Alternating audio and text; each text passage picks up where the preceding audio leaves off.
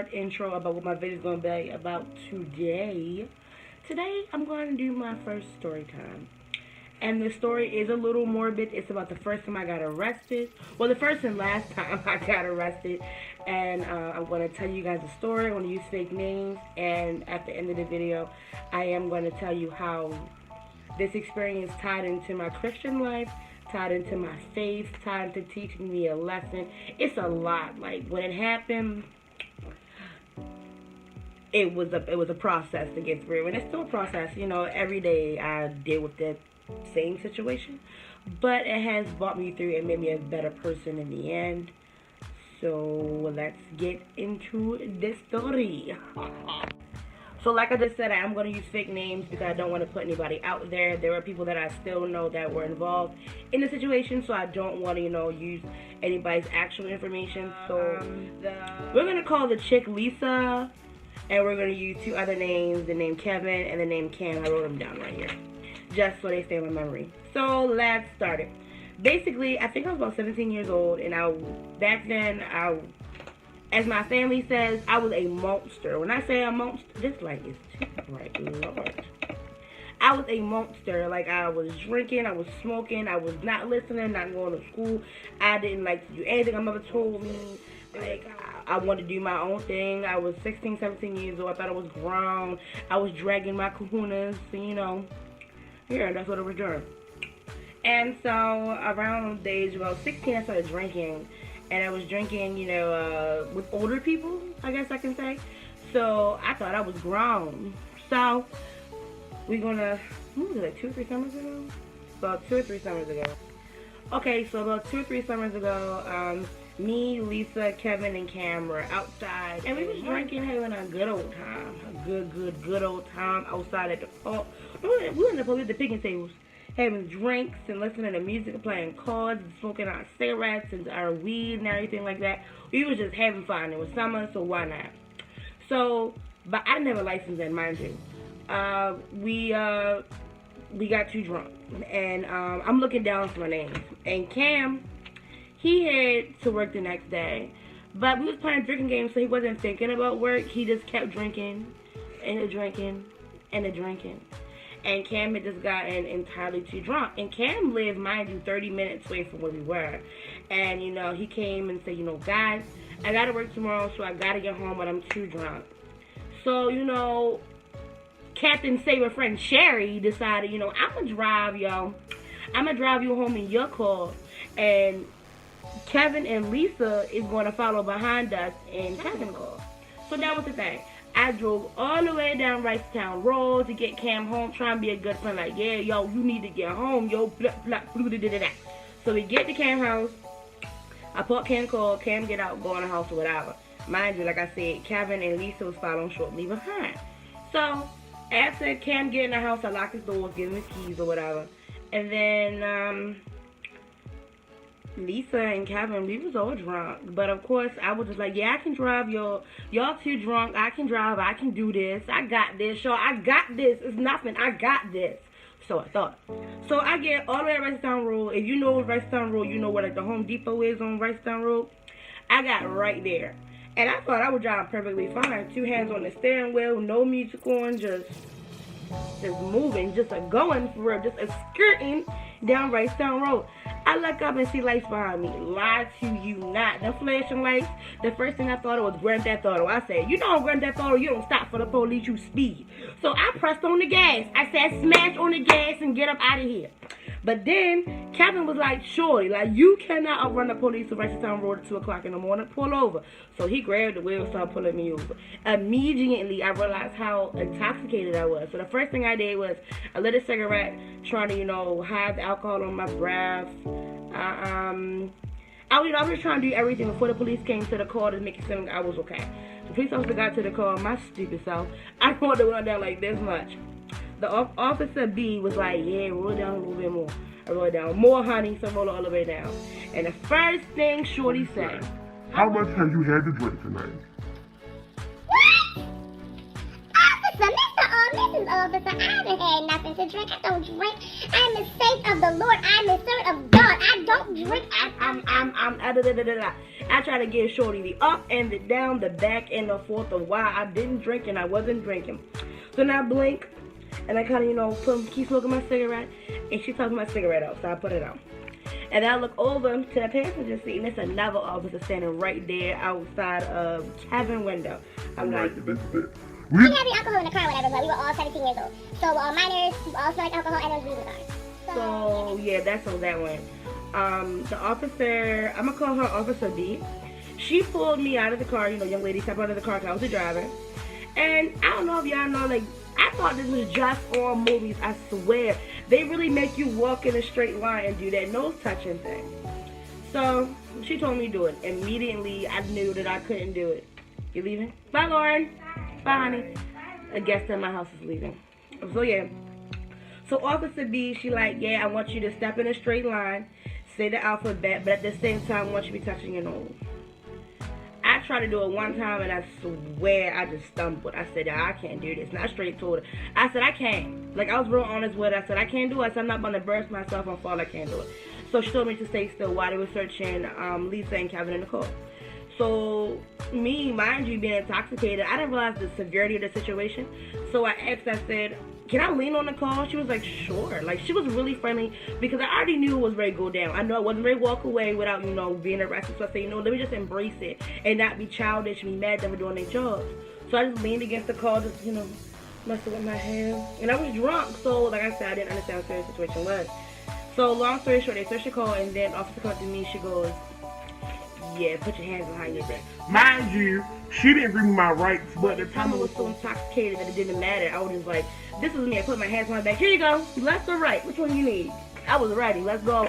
I was ready to get in the car and sit down. So we get in the car. I had a hat on. So I'm sitting there twinkling my toes, thinking I'm cool. Come in a police car. I'm just like, so officer, how was your day? And you can just tell about her response that she wasn't expecting me to be as friendly as I was. And she asked me, she said, why aren't you angry? And I told her, I said, why would I be angry if you're doing your job? I said, I messed up, you didn't. So she was really sweet, she was really nice. And I had a hat on, and I dropped that hat. So I'm scooting around the back seat trying to get my hat. And of course, she got nervous. Said, what are you doing? What are you doing? Stay still. I said, my hat fell. Like, I was really like, I was drunk. I was innocent. I wasn't mad at her. I was like, I know, she said most people, get arrested and try to spit on the officer. They get real disrespectful. And my whole situation about it was, this is your job. I messed up. You doing your job. Why am I going to give you a hard time? Let's talk. So I'm in the car. I'm talking to her. I'm just like, yeah, so what made you want to be a police officer? We had a good little conversation. We get to a little place. She pulls into this little garage area. And I watch the front doors of the garage close. And I look behind me and the back door of the garage close. So this is serious. I'm in cuffs. This is serious. So I get out the car, take me into the little building. And at the time, I didn't know my rights or anything. So I get into this little room. And with another officer. And he has this big machine. He was like, do you want to blow into this and this and this? I'm like, sure. It's going to get me out of here quicker. So I blow. I don't remember exactly what number I blew, but I knew I was too drunk to do anything, especially at my age.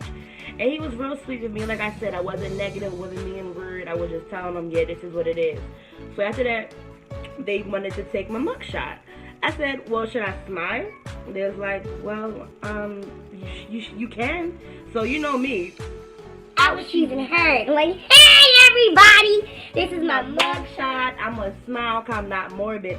But then another mean attitude having officer came into the room and he was just like, sweetheart, this is not a joke. This is not a game. I said, well, I didn't say it was a game. I'm just smiling. So I they handcuffed my feet, they handcuffed my hands. And I was sitting there for a good 30 minutes. I said, it was an officer in the room. I said, hey, ma'am, it's cold. Can I get a blanket? And she was like, really? I was like, yeah, she got me a blanket. I was knocked out. I think maybe an hour or two passed and it woke me up. And, they actually don't want to call anybody. So I called Kevin. I'm like, Kevin, yeah, come get me. I'm in such precinct. Come get me. He like, all right, cool. So I'm sitting there. And then they come and release my hands and my footsickles. And they're like, yeah, your ride's here. I'm like, okay. So I'm thinking, Kevin here. I walk out the doors. I'm still a little tipsy with my eyes from just waking up, getting my head together, thinking Kevin here. I look up and who do I see? My mother. I thought Kevin was coming, not April. But basically, Lisa ended up giving my mother a call, letting her know what was going on. So she shot down there. So soon as I see my mom, I can just see the disappointment in her face. So I start crying. She starts crying. We crying, walking to the car. We get in the car crying. Mind you, I didn't know at the time, but Kevin told me later that day that he saw me leaving the precinct. He was sitting outside for me to come out to hear and realize that was my mom. So he just sat there and watched me walk by. You should have beat her head, Kevin. But you know, we're not even going to that. So we get in the car, we talking, we get home. It's around the time, the hand be like 5 o'clock in the morning. So I went to bed.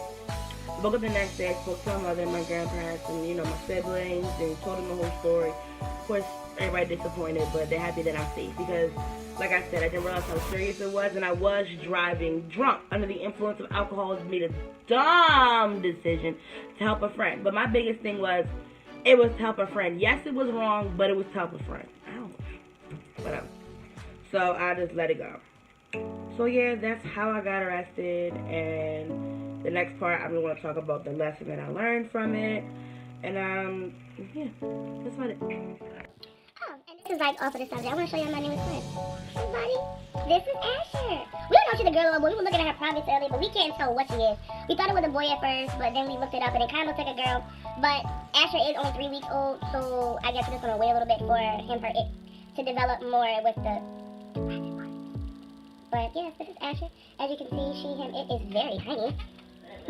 Show the camera who you are. Say hi, everybody. Cute. She doesn't like the light a lot. Well, say goodbye, everybody. Bye.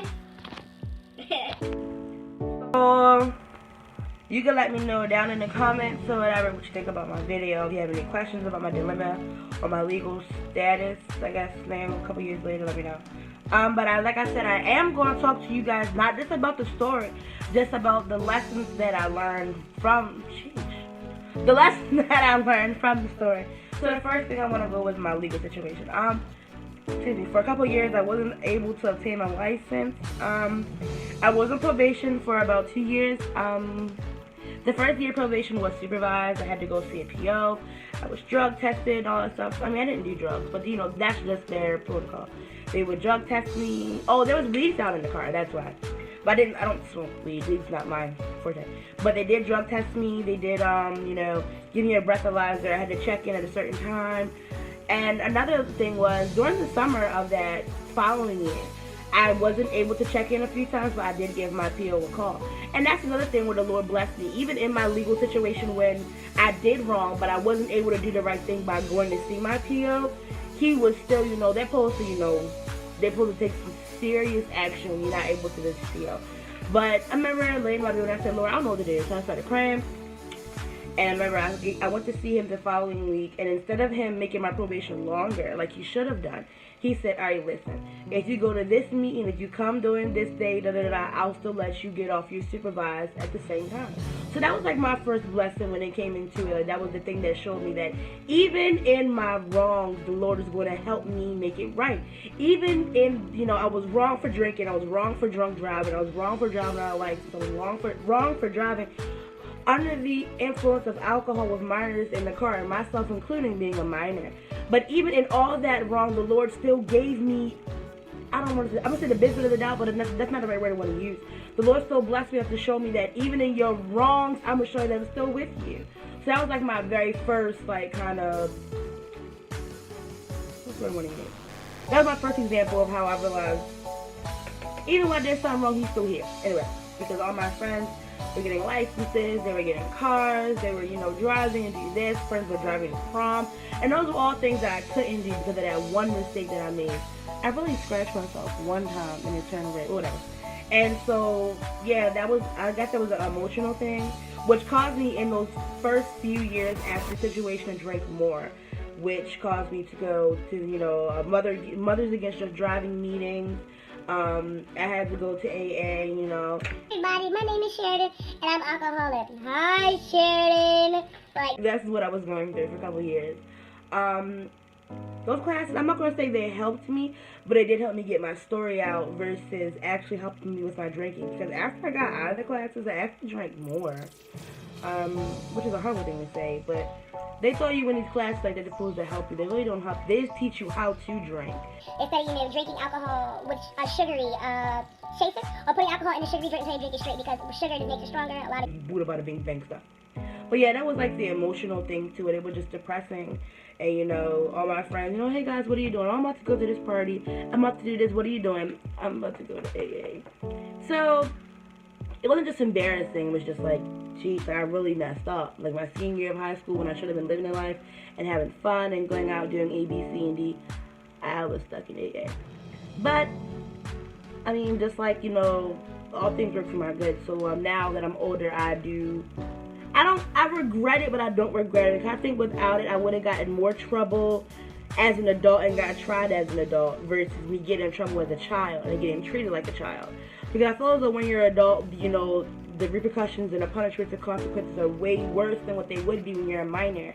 So I am grateful for the fact that I learned my lesson as a minor and I didn't learn it as an adult versus, me being older and driving drunk. What would have hit somebody? What if I would have hit a car or someone walking in the street? It could have been way worse than what it was. But thank God it wasn't, and that was where I learned my lesson when no one was hurt, but there was still a lesson learned.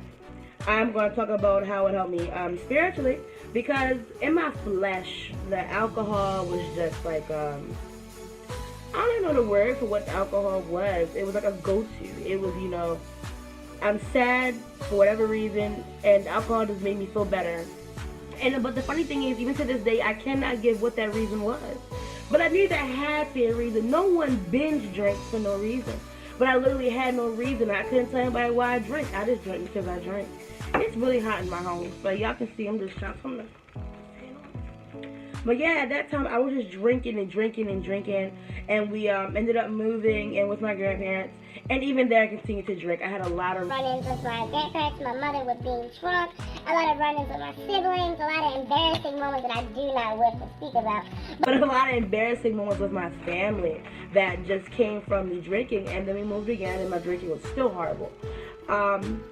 And I think the change came in when, I'll be honest, last summer, a day before we were supposed to go on vacation, I got extremely drunk and ended up physically fighting myself. So that was like the turning point for my drinking, and then you realize that not only is it emotionally affecting everyone, it's now physically affecting the person that I love the most, which is my sister. I love my siblings, and I would never want to hurt them, but rather the alcohol was making me a different person. And that's when I really realized the effects that the alcohol was having on my life, where it, not, like I said, it didn't just emotionally affect these people. I was literally hitting her and, making excuses as to why I did it because I was drunk. And that's when I really came to the realization that this ain't cool. Something got to give. Something has to go. And if it don't go, you gonna have to go. And I love my family. I don't want to move away from them. So I decided to get it together. So ever since last summer, of course, I slip and I fall. I'm not perfect. And I'm not saying that I haven't gotten drunk since then and messed up and did dumb stuff. Yes, I have. But I have brought the drinking down a lot.